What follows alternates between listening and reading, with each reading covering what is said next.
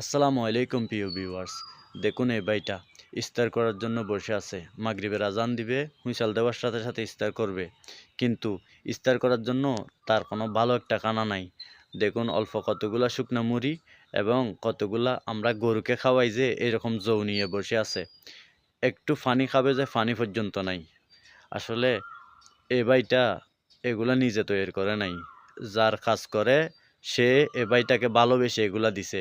আসলে কতটুক মানুষের ভালোবাসা হলে এতটুক শুকনা মুড়ি আর জৌ দিতে পারে, এটা আপনারা কখনো ভাবছেন? আসলে আমি এ ভাইটাকে, যে জায়গায় কাজ করতেছে এ ভাইটাকে ফেলে একটা সেলুট দিতাম যে এতটুকু মানুষকে ভালোবাসা মায়া মহব্বত কিভাবে দেখাইতে পারে।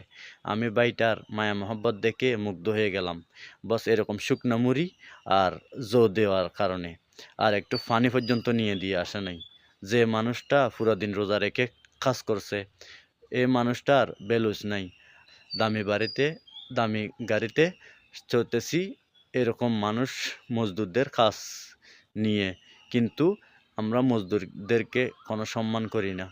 দেখুন এ ভাইটা যদি আজকে কোনো একটা বড়লোক ঘরের হইতো, তাহলে এ ভাইটা অনেক সুস্বাদু করে খানা খাইতো, বা খাজুর দিয়ে, তরমুজ দিয়ে, বিভিন্ন কিছু দিয়ে, ফল ফাকড়া দিয়ে খানা খাইতো।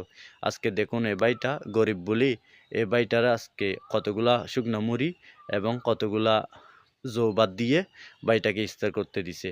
আসলে কতটুক বড় মনের মানুষ হইলে এরকম কাজটা করতে পারে, আপনাদের জন্য ছেড়ে দিলাম। কমেন্টে জানাবেন এবং ভিডিওটা শেয়ার করে দিবেন। কেন যে এরকম করে আমি জানি না।